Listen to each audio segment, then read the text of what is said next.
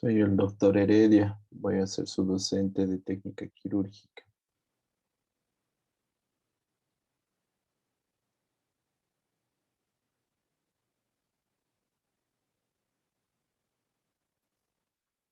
Para pasar clases, les solicito que tienen que prender sus cámaras. No pueden pasar clases con las cámaras apagadas. Entonces vayan prendiendo sus cámaras, chicos.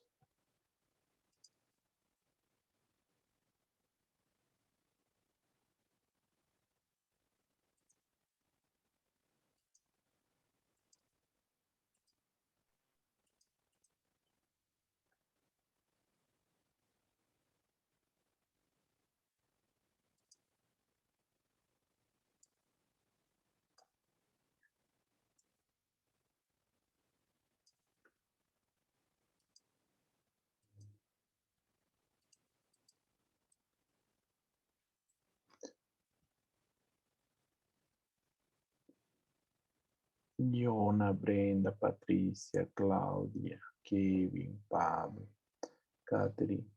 Vayan prendiendo sus cámaras.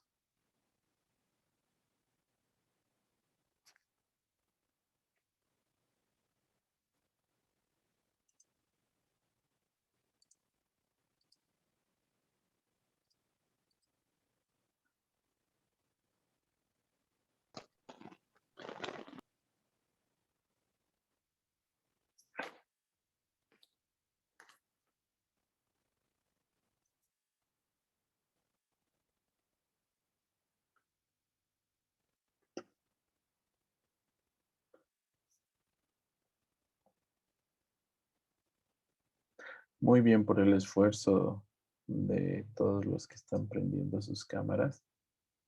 El resto que no ha prendido sus cámaras, la próxima vez tiene que, tienen que prender sus cámaras. Alguno puede decirme que no tiene cámara en este momento.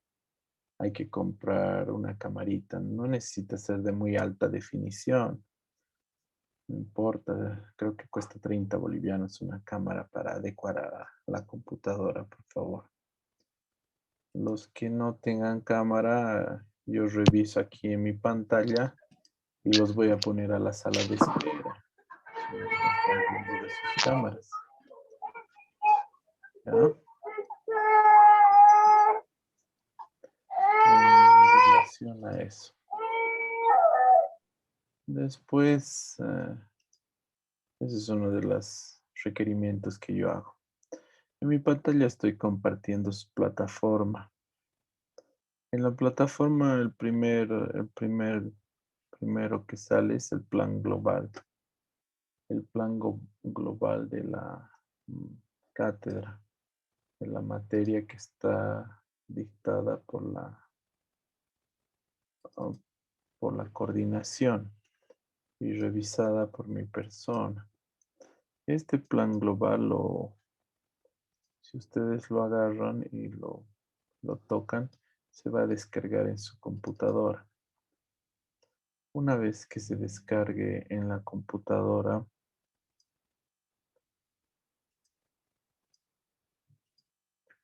va a estar así, ahí, donde habla de todos los temas que vamos a ir avanzando. Aquí se hace un resumen. Aquí se hace un resumen de los temas, que son aproximadamente 25 temas. Estos 25 temas son los que tenemos que llevar en el semestre. Es bastante extenso. En relación a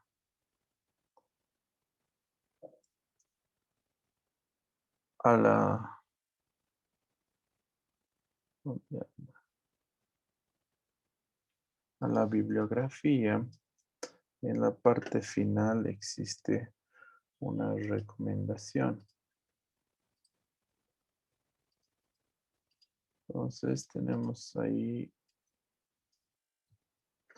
la bibliografía con la cual vamos a trabajar. Hay varios libros, ¿no? Principios de técnica quirúrgica de Gonzalo Torres Ortiz, Patología quirúrgica de Savinstone, Técnica quirúrgica de Crisman Ottolenghi, Técnica patología quirúrgica de mi persona, y hay un texto de la Universidad Mayor de San Simón de técnica quirúrgica.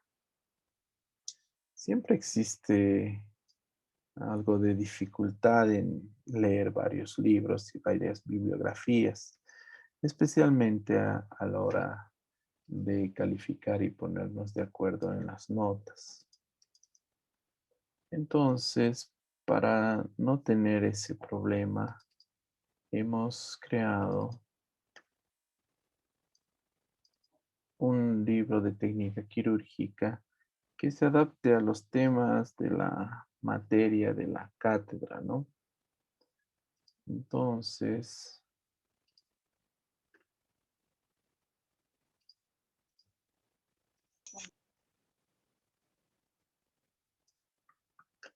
este libro, miniaturas.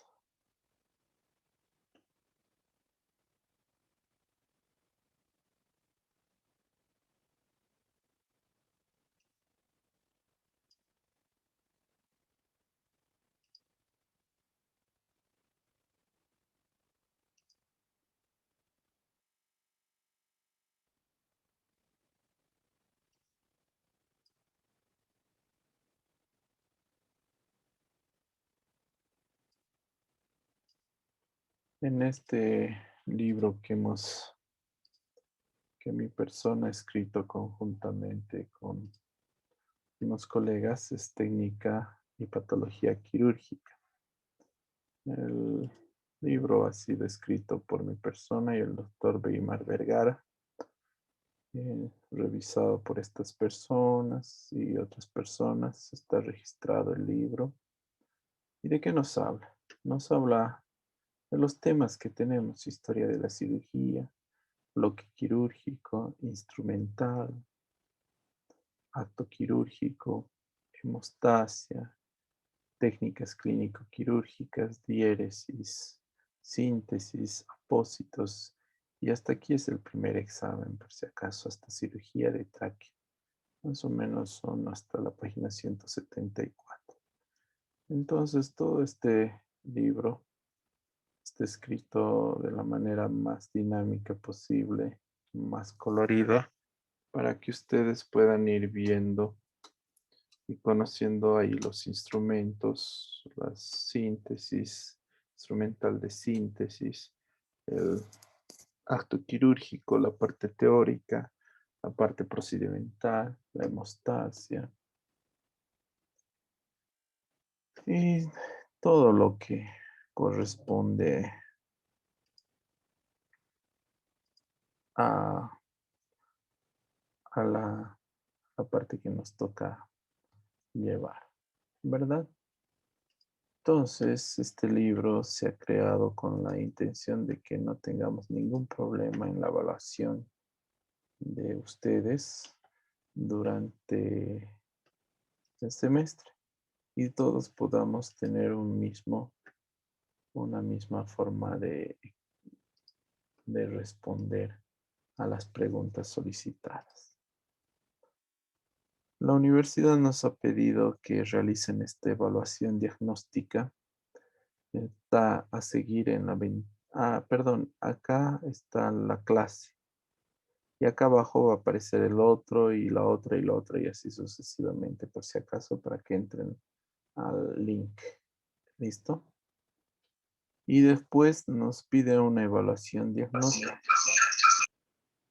Esta evaluación diagnóstica la van a abrir y son preguntas cerradas de selección múltiple y son dos preguntas abiertas. Tienen hasta la medianoche de hoy para mandármelo respondido aquí mismo.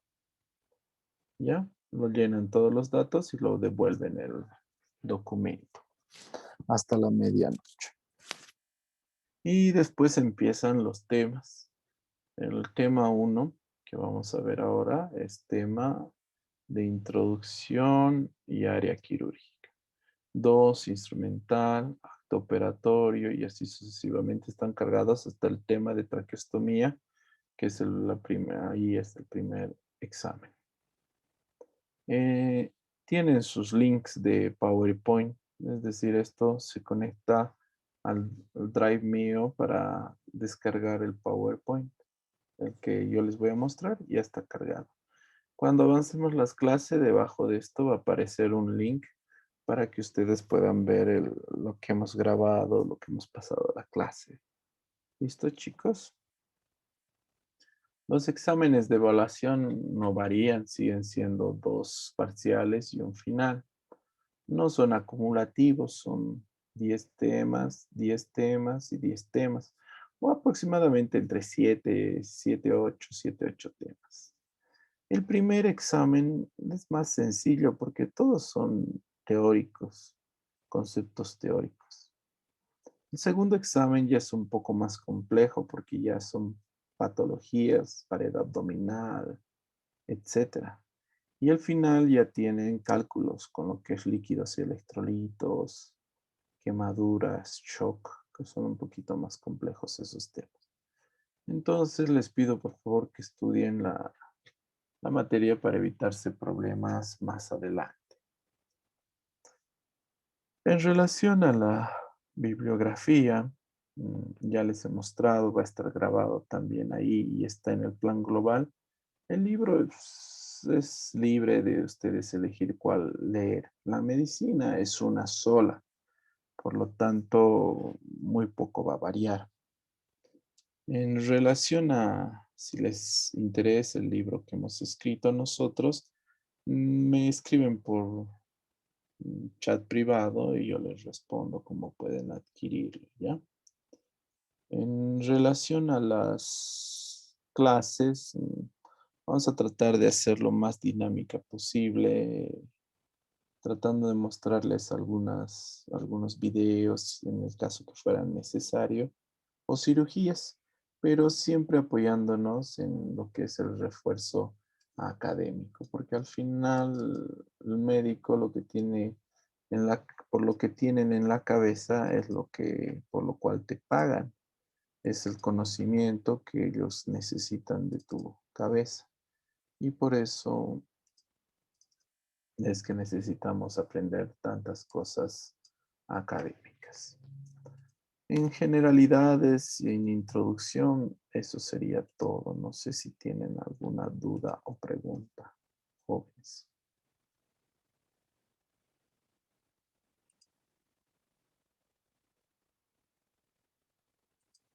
Creo que entonces quedó claro, ¿no?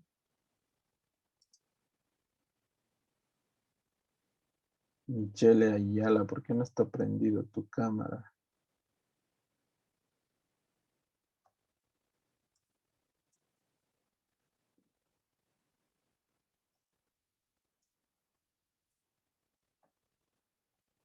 Seguimos esperándote, Michelle.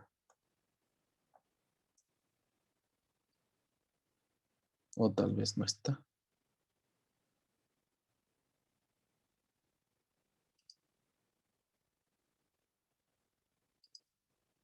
Michelle.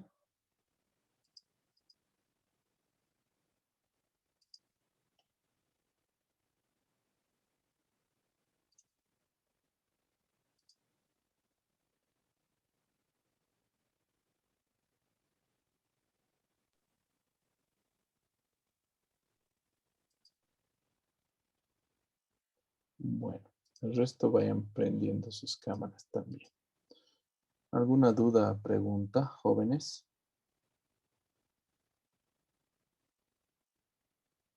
No, doctor, todo bien, gracias.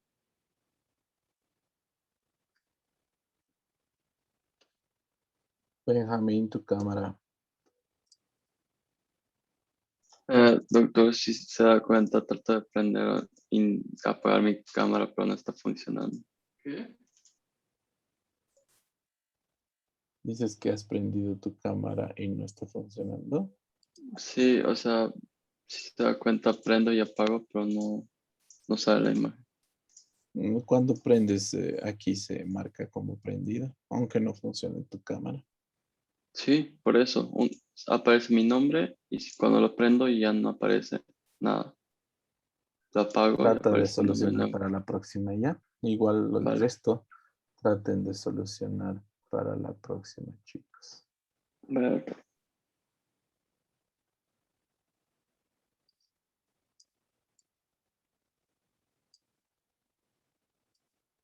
Voy a compartir una pantalla de PowerPoint. Un ratito.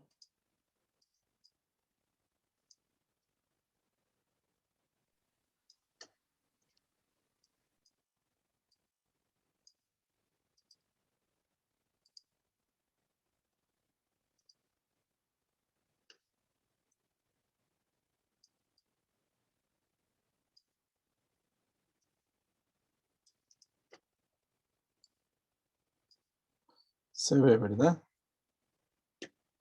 Sí, doctor.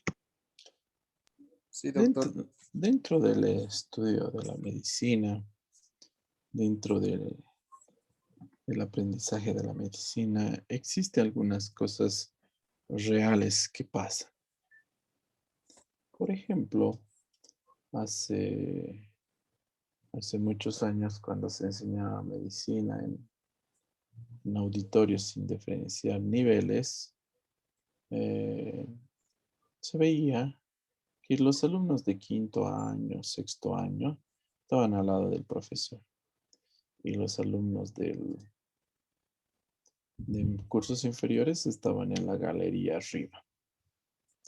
Pero algunos de la galería querían ir a participar en el procedimiento. Es como cuando un alumno de tercero me dice, doctor, lléveme a sus cirugías, dice. Eh, Pregunto, ¿cómo, cómo voy a llevarte? ¿Sabes dónde pararte en quirófano? ¿Sabes las diferentes áreas que existen en el quirófano? ¿Sabes qué procedimientos podamos hacer? Entonces, esas cosas chocan, ¿no? No pueden participar. Y si participan del procedimiento, normalmente en quirófano las enfermeras les van a llamar la atención, evitando que se desenvuelvan adecuadamente. Y hasta algunos por el mal genio de las enfermeras pueden dejar la carrera, ¿no? Entonces, todo a su tiempo. Entonces, si tú quieres aprender más, tienes que ser como esta persona que está resaltando su interés de aprender.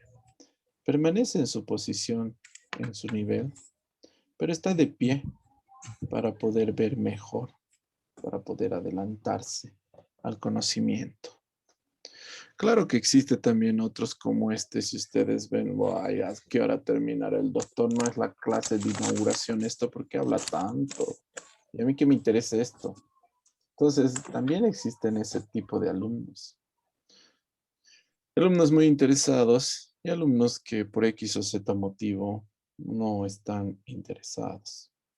El trabajo del docente es estimular el conocimiento de los diferentes estudiantes. Con historias, con experiencias, tratamos de estimular el conocimiento de los estudiantes. A pesar de eso, cuando llegan al internado los estudiantes, están ahí en emergencia, echados, jugando con celular, sin zapatos, sin medias, con zapatos de tela. A todos hace calor, ¿no? Pero son fallas de bioseguridad donde puede lastimarse y fácilmente se clava un bisturí o una aguja ahí. Entonces, a pesar de nuestros intentos, pasa eso. Bueno, después de un rato se aburrió y se durmió, así que la tapamos. Tal vez se le acabó la batería del celular y por eso se durmió. Estas cosas no pueden pasar en un estudiante de medicina. Obviamente los turnos y la medicina es agotador. más si compartes el cansancio con otra cosa, si haces otra actividad. El estudiar medicina es estudiar medicina nada más. El estudiar medicina te permite un tiempo muy pequeño para hacer otras actividades, para pasear en la calle, pasear como algunos de ustedes está paseando en auto, tratando de pasar clases, no sé cuánto pueden aprender estando en la calle. Esas cosas tienen que tratar de evitar porque su clase está en una hora de 5:10 a 18:30 y esa hora tienen que respetarla. Sea virtual, no sea virtual, tienen que respetarla. Cuando es presencial, ustedes destinan más tiempo para esa clase. Ahora que es virtual, tendrían que por lo menos respetar ese punto, ese tiempo. Y de esa manera aprovecharán. Otra cosa que cuando van a quirófano, hombres y mujeres, más mujeres me ha pasado, se desmayan porque está de moda, ¿no? El hacer dieta. Si vos vas a quirófano y ves sangre, huele a chicharrón por el electrobisturí, o tienes poca oxigenación por el barbijo, se desmaya. Entonces, no importa cuán bien preparado estés o no, no solo no sirve para medicina, no, es que el cuerpo reacciona de esa manera.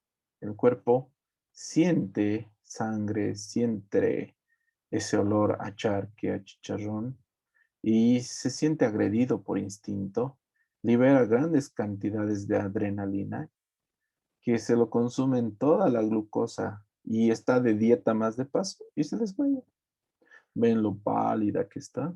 Es porque ha bajado su glicemia, por eso se ha desmayado. No es la única, ya son por lo menos 5 estudiantes que he tenido así.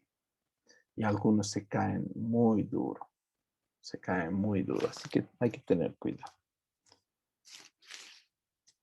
La verdad es que en la medicina, el arreglarse, tener florcitas, doble cejas depiladas, doble color, brillo, etcétera.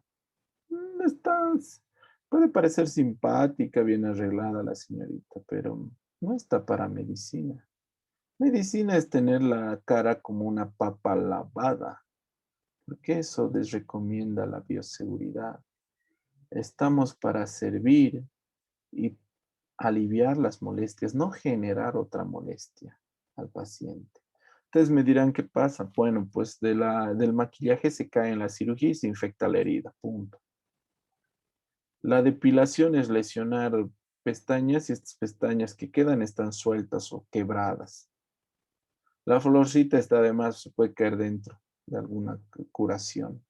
Entonces, todas esas cosas, jóvenes, tenemos que ver y evitarlas. Evitarlas, ¿no? Si nosotros sentamos a la historia de la cirugía, vamos a ver que el término más antiguo de cirugía, no como técnica quirúrgica, es en este continente se denominaba tumiri. Tumiri. eh, Eso quería decir cirujano. Y da la casualidad que tumiri en Bolivia lo usan como nombre. Bueno, a bolivianos o cualquiera que vive en Latinoamérica, pero más para los bolivianos y brasileros, ha habido un accidente de un avión de Bolivia que estaba con el equipo de Chapecoense, ¿verdad? Hacia Colombia, que se estrelló. De ese avión sobrevivieron algunas personas y entre ellos había un Tumiri, que era el mecánico del avión. Entonces fue uno de los pocos sobrevivientes, casi sin ninguna herida. en un accidente de avión casi sin ninguna herida. Este mismo Tumiri hace unos días ha estado en un accidente de una flota que en Bolivia que se ha metido a un barranco, que hay decenas de muertos y nuevamente el Tumiri ha salido caminando del accidente. Es decir, está peor que duro de matar ese Tumiri. O necesita algún tipo de bendición para que no esté en esos accidentes fatales. No son muy comunes que haya tantos muertos en accidentes de tránsito, pero esta vez el, el bus se metió demasiado en el barranco y el Tumiri nuevamente sobrevivió. Sobrevivió a un accidente de avión, sobrevivió a un accidente de flota. Bueno, dentro de poco algo le pasará al Tumiri. Tumiri significa cirujano y entonces nos permite iniciar el análisis de la historia. Pero inmediatamente a todos se le viene a la mente y dicen, historia, ¿para qué? No es necesario.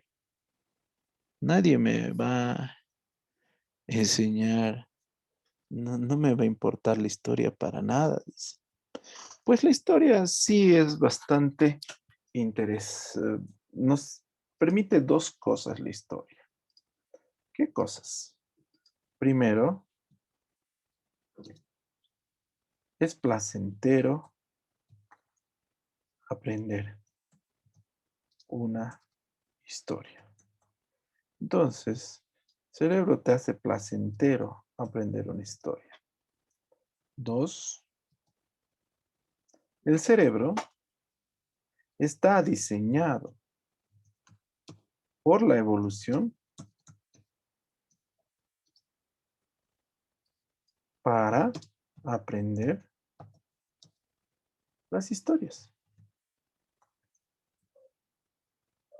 Entonces, hace 10.000 años, cuando el ser humano aún andaba en cuevas, cuando un anciano aprendía algo nuevo, ¿cómo lo pasaba la información a sus compañeros? Era alrededor de la fogata en la noche, al modo de comer, y les contaba historias, le contaba lo que había pasado. Entonces, durante todos estos milenios y eones que ha existido la humanidad, el cerebro ha ido evolucionando para aprender la información en forma de historias, fábulas, cuentos. Es por eso que es más placentero aprender eso, así, porque está diseñado para eso. Y es más, no está diseñado para aprender como una computadora, como yo les digo, tema uno, tema 2, tema 3, tema 4. No, no está diseñado para eso el cerebro. Le cuesta. ¿Alguno de ustedes ya ha aprendido algún tema memorísticamente y se ha dado cuenta de que a las pocas horas se olvidó? Y es verdad, te olvidas porque, porque así.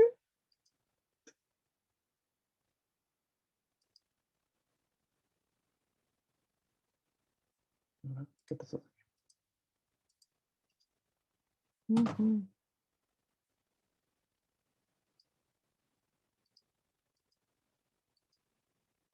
Ujú. Ya.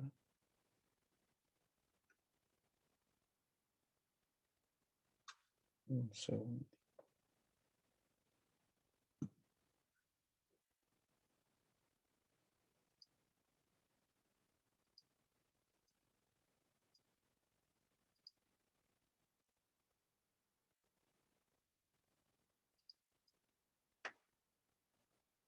Se ha perdido de mi pantalla dejar de compartir. Dar anotaciones, poner pausa, no sé qué cosas. No sé qué cosa ha fallado. Ujú, ujú, ujú. Bueno, no sé dónde se ha ido el dejar de compartir.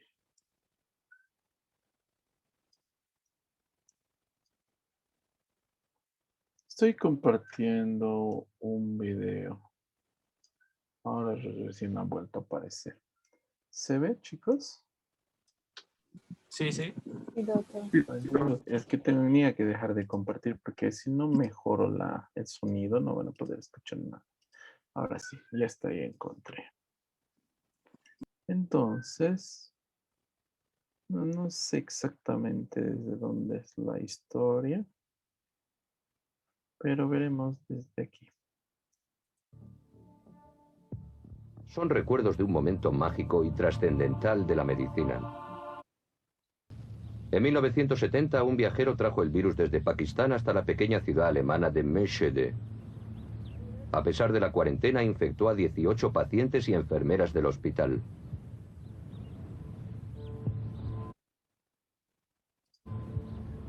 ¿Se ve, Cuatro chicos? murieron. ¿Se escucha? Sí, doctor. Perfectamente. Sí, doctor. Él sobrevivió. Perfecto. La Organización Mundial de la Salud lanzó inmediatamente una nueva campaña de vacunación que consiguió mantener a raya a una de las últimas epidemias de viruela en Europa.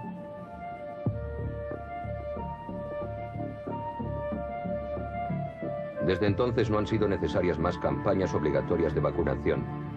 En 1980, la Organización Mundial de la Salud declaró extinguida la viruela. La visión de Jenner se había cumplido. En la pantalla vemos la cuchilla con la que Jenner vacunaba, un mechón de James Phipps y los cuernos de Blossom, la vaca que proporcionó al mundo la primera vacuna. El método de Jenner fue llamado vacunación, del latín vaca. Son recuerdos de un momento mágico y trascendental de la medicina.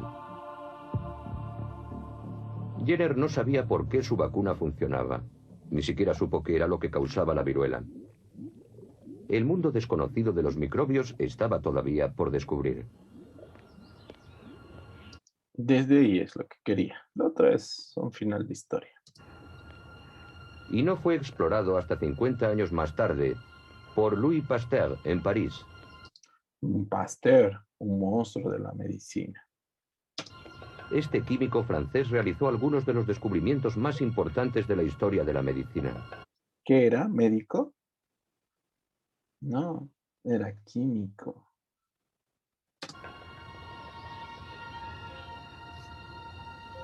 Incluso en nuestros días, el Instituto Pasteur es uno de los más importantes en el campo de las enfermedades infecciosas y en el desarrollo de nuevos medicamentos para combatir la gripe, las peligrosas enfermedades tropicales y el SIDA. Todo empezó en 1856, debido a un encargo de la industria alcoholera francesa. Una y otra vez, la solución fermentada de la remolacha no producía el alcohol deseado. En lugar de eso se conseguía un líquido turbio y ácido. Una triste experiencia, tanto para la degustación como para la cuenta bancaria. Pasteur tomaba constantemente muestras tratando de descubrir cuál podía ser la causa. En aquel tiempo, los microscopios con iluminación eran capaces de conseguir 1000 aumentos, permitiendo una visión detallada de los microorganismos.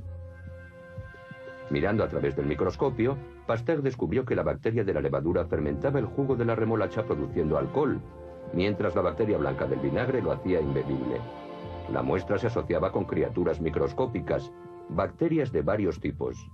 De esta manera, Pasteur pudo demostrar que los gérmenes provienen del aire y se esparcen por el líquido en fermentación. Pasteur descubrió que también estropeaban la leche a menos que fuera hervida. Este hecho produjo lo que en su honor se llamó proceso de pasteurización. En la actualidad, las muestras originales de la fermentación alcohólica de Pasteur se conservan en su laboratorio. Su investigación le hizo intuir que si las bacterias causaban la enfermedad del alcohol, quizás podrían hacer que también las personas se enfermaran. En cuanto se identificaran esas bacterias, se las podría combatir.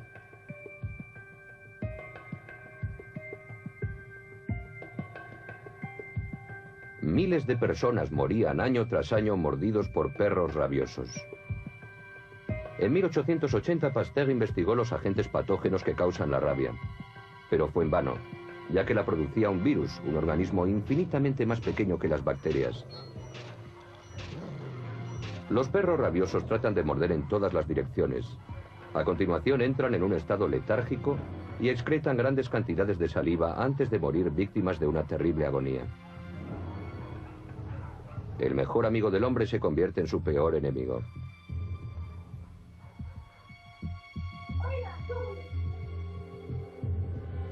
El virus de la rabia se expande lentamente a través de los conductos nerviosos de la médula espinal, llegando hasta el cerebro.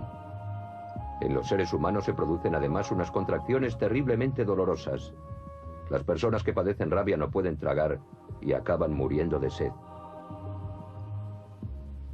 En 1885, Pasteur atendió a Joseph Meister, un niño de 9 años, que había sido mordido 14 veces por un perro rabioso. Su muerte era inevitable. Pasteur se enfrentó a una difícil decisión. Había desarrollado una vacuna a partir de la médula espinal de conejos rabiosos y tuvo éxito inyectando esta vacuna a otros animales. Pero ¿cuáles serían los resultados en los seres humanos? No obstante, se atrevió a probar con Joseph Meister. El niño estaba a un paso de la muerte, aquejado de rabia.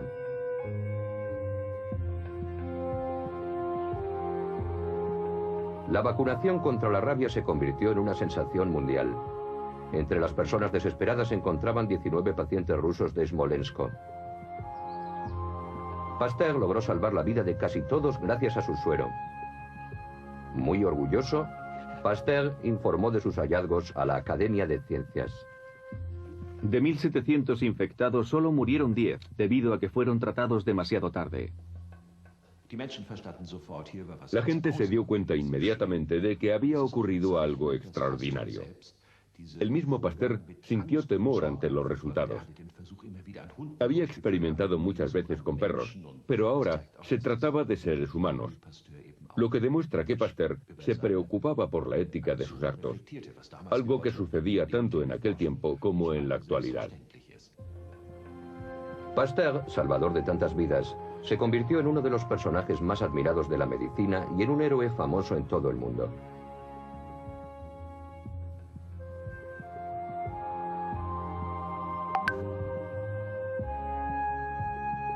Cuando murió en 1895, el fundador de la bacteriología fue enterrado en un espléndido mausoleo, el de la Science et Charité. El principio ético de Pasteur como investigador y médico era ciencia para el bien de la humanidad. Hoy en día una estatua conmemora la primera vacunación contra la rabia, un momento mágico de la medicina.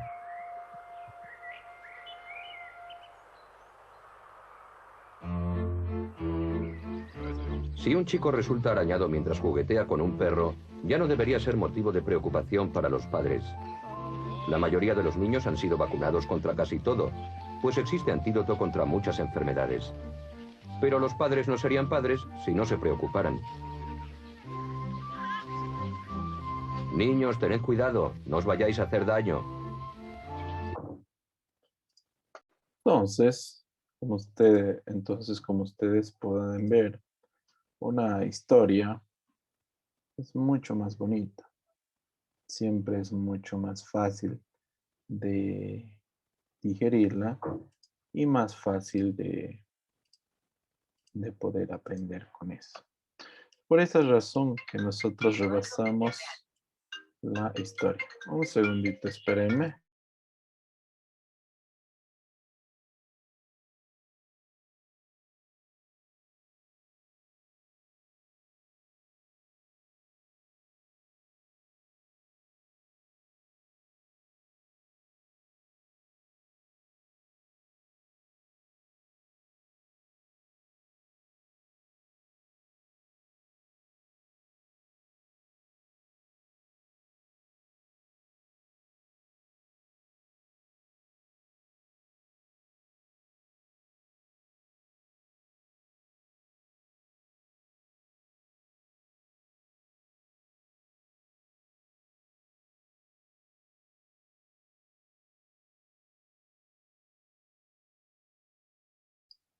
Entonces, perdón, por eso es importante la historia.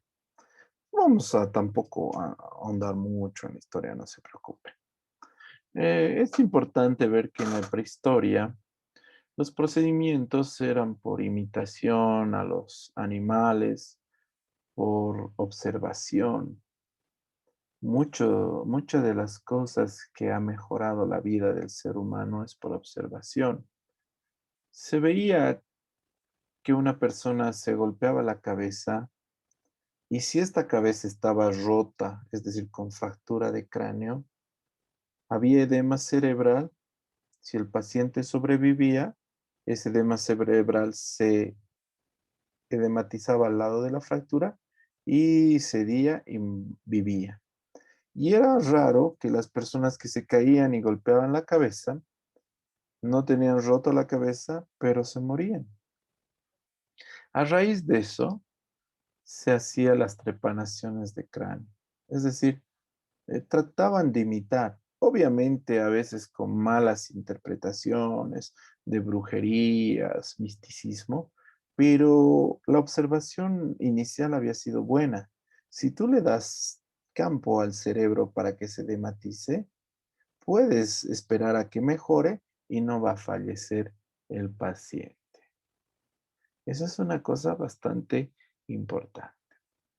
Dentro de la medicina, hay que reconocer que nosotros, los médicos, los que somos ahora médicos, hemos descendido de la medicina griega y de la medicina romana. Que paradójicamente, si tú escogieras la peor medicina en ese momento, era de Grecia y de Roma. Era la peor medicina. No sabían nada. Diferencia, en Egipto tenían 3000 años antes de Cristo, 1500 años antes de Cristo. Ya tenían papiros de Eber y Smith, donde describían cómo se curaba las llagas, las quemaduras, el manejo de las heridas, fracturas y luxaciones. En lo que es la India, había un personaje que se llamaba Sushruta, que ha vivido casi 800 años antes de Cristo. Si ustedes observan, 800 años antes de Cristo, este era su material de Sushruta. Se parece mucho a lo que usamos ahora, ¿no? Mientras en la Edad Media, es decir, 1300 años después de Cristo, esto es lo que usaban los romanos, los griegos, los descendientes de romanos y griegos. Es decir, punzones, amputadores. Sushruta en su libro escribió esto. Si ustedes ven, era una célula. En Oriente Medio, Al-Safra y hacía legrados uterinos para las personas que lo necesitaban, que tenían hemorragias, alguna cosa. Hipócrates, que era el padre de la medicina, recién hacía reducciones de luxaciones con escaleras, con tonteras. Hipócrates dicen que es el padre de la medicina, pero es una mentira.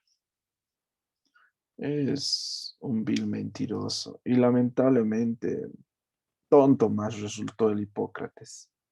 Hipócrates era hijo de un comerciante acaudalado y tenía mucho interés de aprender medicina.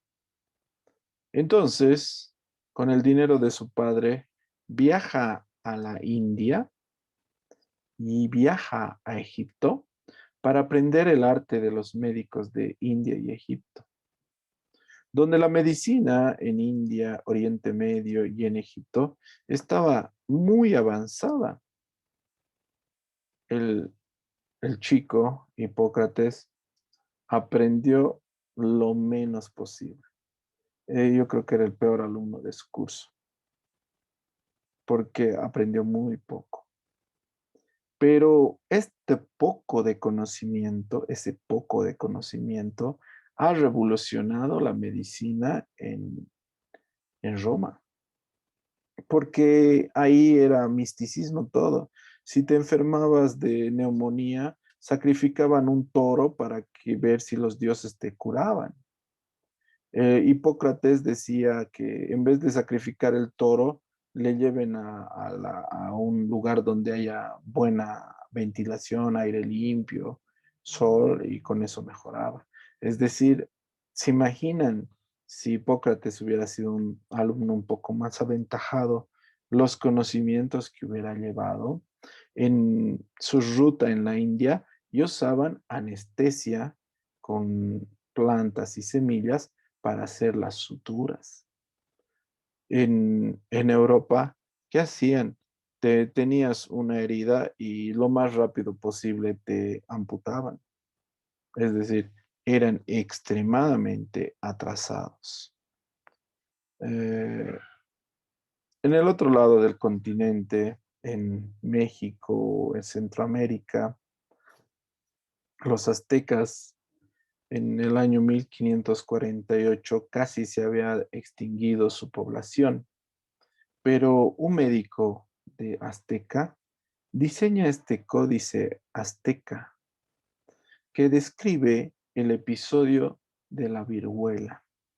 Es una ficha epidemiológica donde habla de los días de incubación, habla de los tratamientos que se pueden aplicar y habla de la mortalidad que tiene esta enfermedad nueva que habían traído a Centroamérica los europeos. Es decir, se estaba destruyendo su pueblo, pero el médico azteca sabía tanto de esto que tan rápidamente, sin conocer la enfermedad, ya hizo una ficha epidemiológica. Ni siquiera los europeos entendían de qué se trataba esto, pues nunca en su vida habían visto una ficha epidemiológica. Por eso, lamentablemente, nosotros y ustedes descendemos de la medicina más retrasada de este planeta, porque Roma y Grecia tenían los mejores ejércitos. Cada vez que conquistaban una ciudad, lo que hacían era quemarla y quemaban todo el conocimiento adquirido. Nos ha tomado pues mucho el caminar y volver a adecuar la medicina. Recién en el año 1700 había barberos que recorrían ciudades aplicando algunos procedimientos quirúrgicos en beneficio de los pacientes, tratando uñeros, fracturas, verrugas, etc. En el siglo XVI había anatomistas como Sir Andrés Vesalio, 1514 a 1564, un genio de la anatomía. Había avances en el control de la hemorragia, había avances en la anestesia, con lo que es en la hemostasia Ambrosio Paré y con la anestesia Morstan. Pero siempre se desvía un poco el conocimiento. Se dieron cuenta que después de administrar la anestesia a los pacientes, despertaban felices y riendo.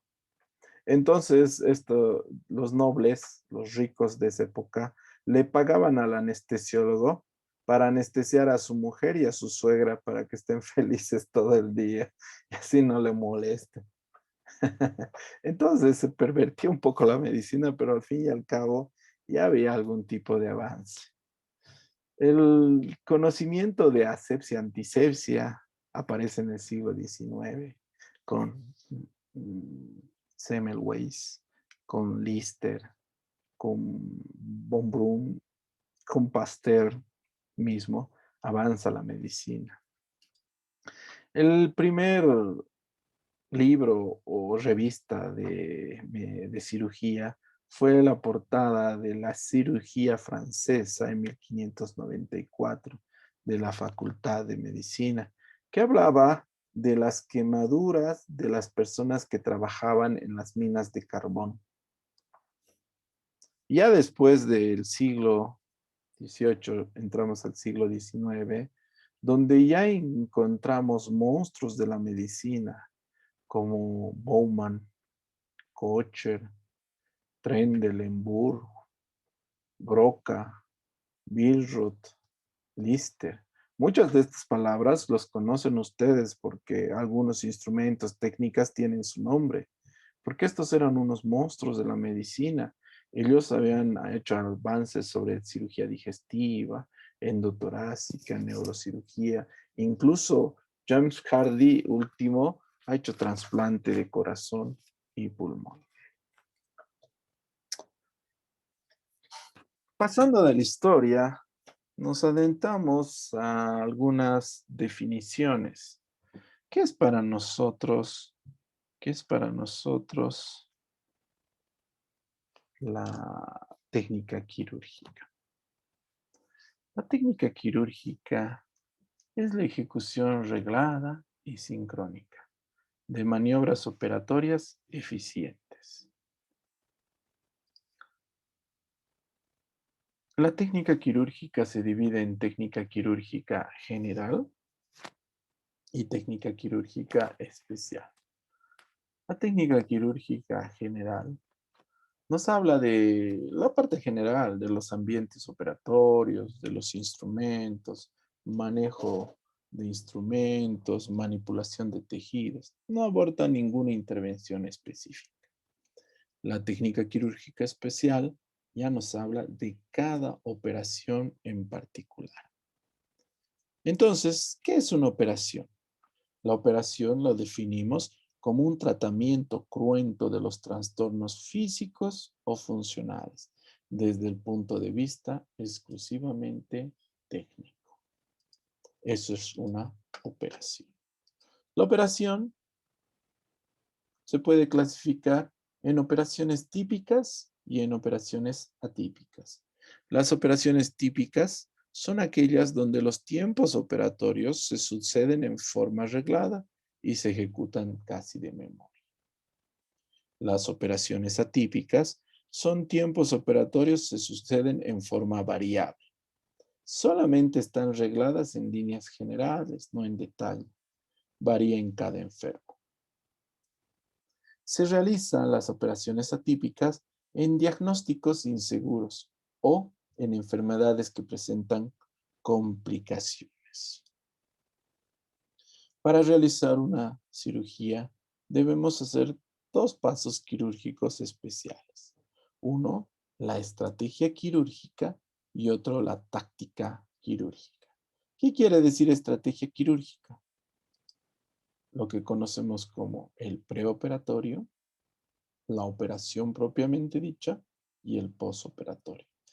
Realizar esta estrategia quirúrgica nos ha permitido tener un alto grado, alto índice de éxito. Actualmente, si uno de ustedes se opera de apéndice, esté donde esté, su mamá va a venir. Pero su papá, lo máximo va a llamarle por teléfono: hola, hijo, hija, que te recuperes, te llamo después de tu cirugía. Eso es verdad.